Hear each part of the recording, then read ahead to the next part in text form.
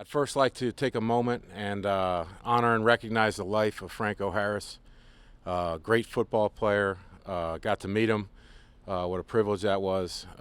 Always a fan and really brought so much to the game of football. So I think he'll always be remembered, and I think we'll all remember him as well. Guys are hard at work. Got a tough team coming in, and we got a lot of work to prepare for. I'd say Atlanta, they play really hard, really sound, really well coached. So, we are at it really from the moment we got back in. It's December football. The fur is flying, and every play is important. So we're really dialed in at this point. Any questions? As far as the passing game, what do you think needs to happen for it to kind of get to the productivity that you want from it? Well, I'd say it's more of a play-by-play situation. So to answer your question broadly, we just need to execute better. Okay, we need to be on the same page, and it's a one thing here and one thing there type of thing. And we all know offensive football needs cohesion. So we can do a lot better. There's some good things going on, but we need to be more consistent.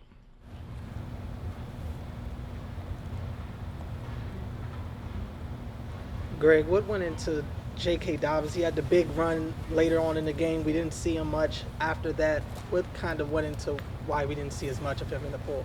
Well, we really were down 2 scores, and we got into a different mode. Would I have gotten into that mode that early? If it's debatable. I usually wouldn't get into it that early, but you can go back and second guess that all you want. But that's really the reason. Got more into a hurry up mode. Tried to change the tempo of things. Tried to get things going in a different way. We were moving the ball really well in that game. Just shooting ourselves in the foot. Greg, from a physical standpoint, do you feel J.K. and Gus are now at a point where they can take on a bigger workload and take on more carries if game situation dictates that, compared to what we've seen the last few weeks? Yeah, I hope so. I really do. And this time of year, it's really important. I think they're getting better and better every week.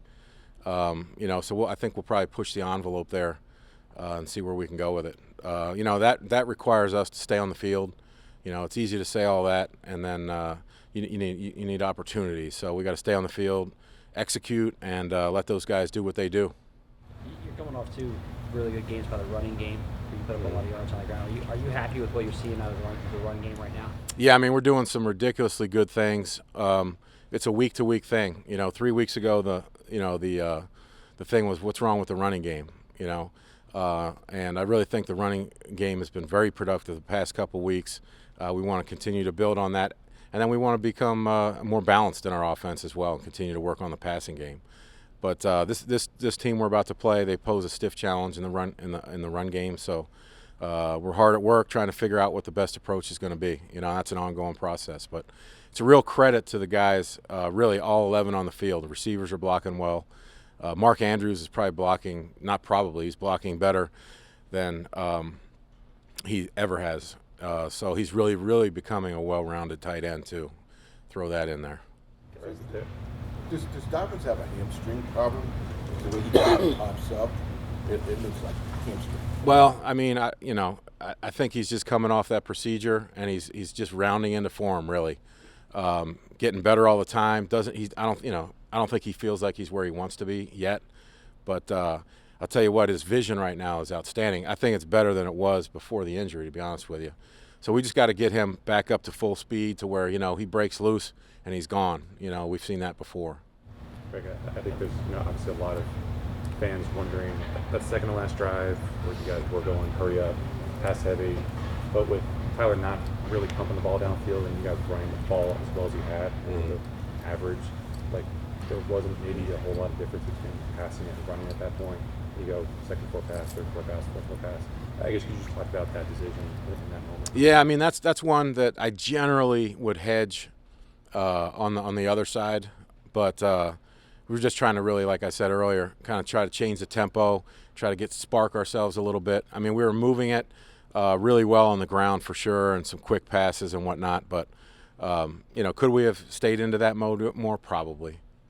Probably. You look back and you're like, geez, could have kept going with that a little bit more, you know. But that's you know, on Monday it's always easy to say that. So, Greg, will you try to push the ball down the field a little bit more? We'd love to. Would love to. They were playing really passively, but we got to be able to do that, you know, to get where we want to go. That's for sure. But you know, the guys. I mean, 2 weeks ago, you know, in the Denver game when we had to go down and put a 91 play drive together, a 91 yard drive, excuse me. You know, we had to throw the ball. We had to lean on the passing game. So every week's a little different.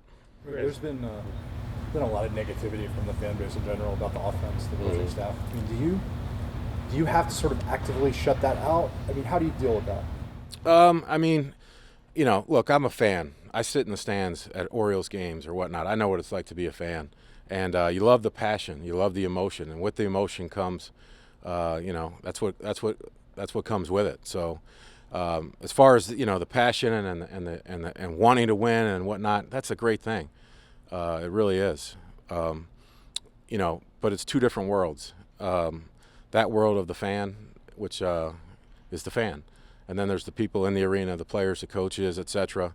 I mean, the first thing you're told when you get into this profession is don't listen to any of the noise. You know, that's what everybody's told everywhere.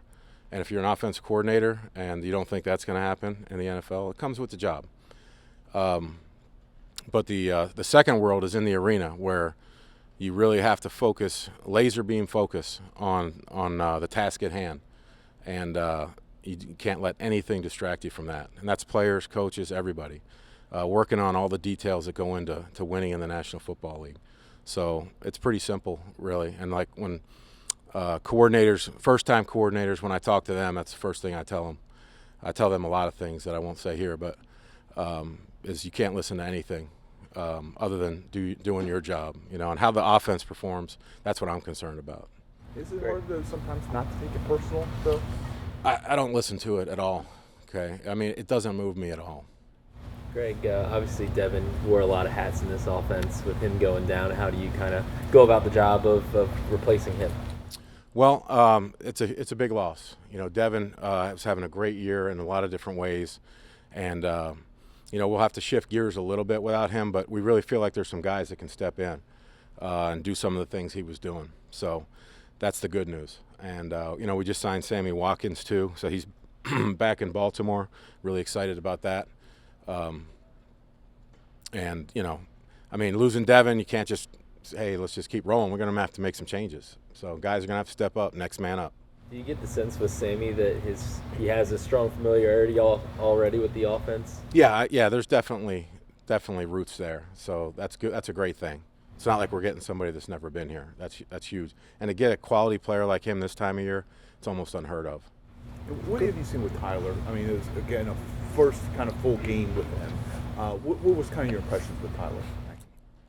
Last week? Yeah, last week. Yeah, I thought he did a good job. There's a couple plays we'd like to have back and do better. Overall, I mean, we watched the entire game as an offense. Got a chance to really dive into what exactly happened. It's clear as day what happened, and there's some things that we got to clean up. I think everybody understands exactly what happened, and working very hard to get those things fixed and move forward. Greg, when you looked at the guys had a couple struggles on fourth downs in the Cleveland game. When you look back at it, did you think it was the execution or some of the calls? Well, you know, like I said, we went through the film. We know exactly what happened. The first one was interesting, which happens a lot. They spotted the ball, and it was like inches, and then they moved it back. So after the call already came in. So, but that really didn't affect it. You know, those happen in those short yard situations. But, you know, we know exactly what happened, and we're working hard to get it right. Coach Pat Ricard talked to me a little about that session that you guys had where you went over every single play against Cleveland. He said it was kind of a real talk, and there were some difficult conversations that were had there. Can you give us some insight into a little bit more into what that was like? No, I mean, it's just football. It's NFL in December. The fur is flying. And, you know, we got to get things right as an offense. So when it's not, you know, we got to confront it and recognize it for what it is. It's that simple. And it's all a partnership, working together and getting on the same page. So that was exciting. You know, after a game like that, as a coach, you can't wait to get that meeting going. Greg, with you guys losing Devin, you saw David Ajabo make his debut on the defensive side. Is there any chance that we could see Kohler on the come up in these next couple of weeks? He's getting there. He's getting there for sure. That's definitely a possibility, and it's in discussions. We talk about that stuff every night. But, yeah, like where he's going. He missed all of training camp and the first half of the season, and that's a really good, strong group. So there's not a huge need there at this moment. So getting him as ready as we can, game ready, is very important. Right, even when the running game is running as well as it was against, say, Cleveland, is it still difficult, generally speaking, to just run it all the way in? I mean, Yeah. when you get to the red zone. This is the NFL. We'll do it sometimes, and it'll happen. And we got to run the ball better in the red zone. That's one of our biggest issues right now is we run the ball, and we had a discussion about that today as an offense. We're running the ball up and down the field. We get in the red zone, and it's one thing here, one thing there, and that's when we got to tighten our screws down. So that's one of the aspects of what's really going on there in terms of finishing drives. I mean, our guys are moving the ball probably as good as anybody. We just got to finish those drives and take care of the little things and avoid shooting ourselves in the foot. Greg, we talked to Tyus yesterday, and he said that he apologized for the Instagram, and then he said he went and apologized to you face to face. How did that meeting go?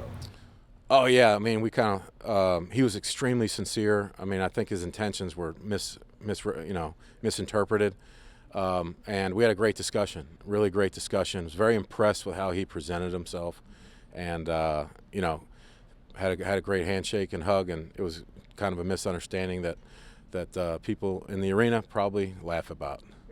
Thank you, Coach. Thank you.